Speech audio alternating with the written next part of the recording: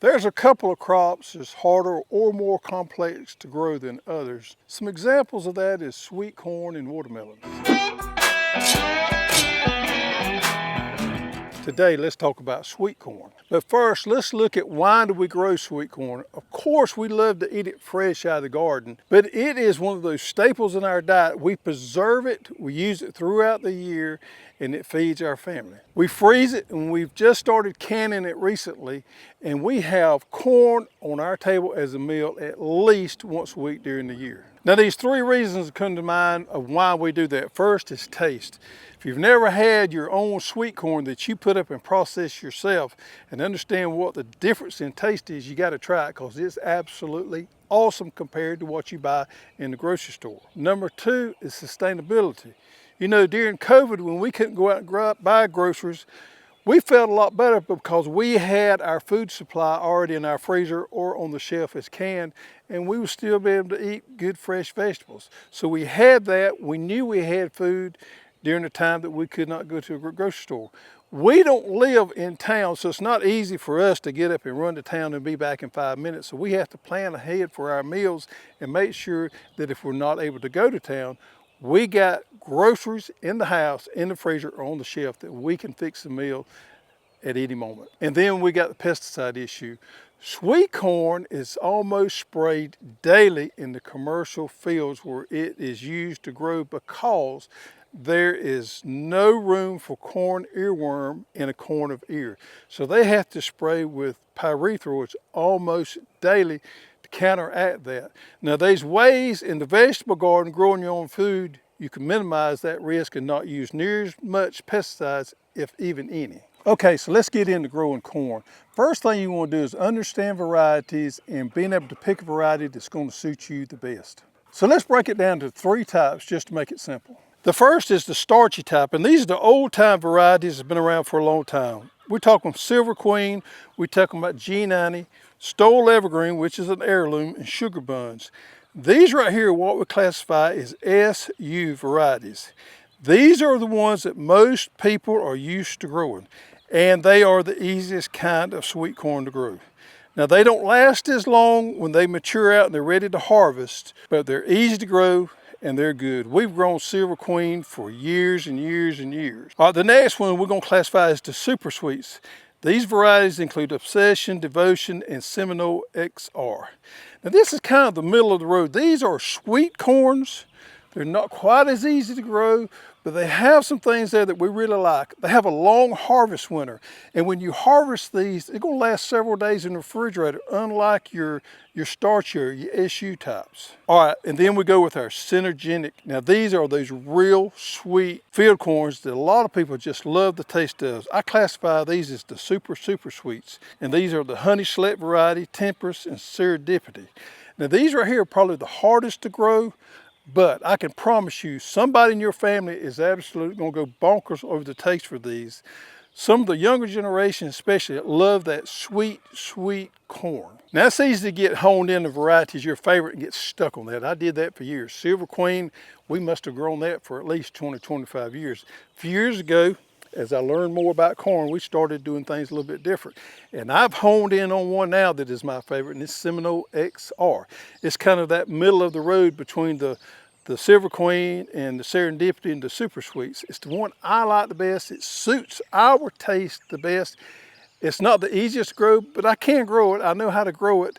And it's got a long harvest winter and it lasts great for us. And it's just become a favorite of ours. But that doesn't necessarily mean it's going to be your favorite. So you have to find out what profile your family enjoys eating.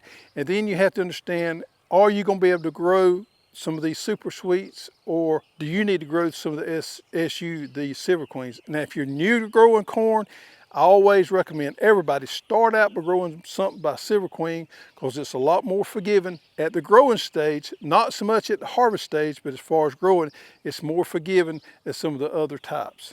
All right, so let's move some into the nuts and bolts of the details of growing sweet corn in the backyard vegetable garden. So your row spacing in between your rows, the standard is 30 to 36 inches. I probably lean more to the 36 inches than I do the 30, but both of them's an acceptable range there. So make sure you go with that 30 to 36 inch. Don't try and go down to 24. It just won't work out for you, I promise. So stick with these standard width spaces as far as your row spacing. All right, so in row, how far apart in row? Well, anywhere from 6 inches to 12 inches is a good spacing in row there. Now, you're not going to get it perfect, but try to get it as close to that as you can. If you got it too crowded in there, then your stalks are going to be small and your ears are not going to fill out. If you got them too far apart, well, you're wasting space and you could have got more harvest off from that there. You want to maximize as much as you can for a great harvest. Irrigation. Hey, you got to have an irrigation plan for sweet corn because corn stresses real easy. It takes a lot of water for it. Whether you use drip irrigation, which is what I do, or if you're going to use overhead irrigation, have a strategy in place because once that corn starts tossing out, it's hard to water from overhead. You're going to need a barrel or something other to get that water up and over that. So understand you got that up front. So either use drip irrigation or have you a good strategy for overhead irrigation because you cannot let that corn stress any, but especially during what we call the tassel stage. When that tassel is coming out, that's when your corn is making, and if it's stressed during that point, then you're not gonna make a full ear of corn. Fertility.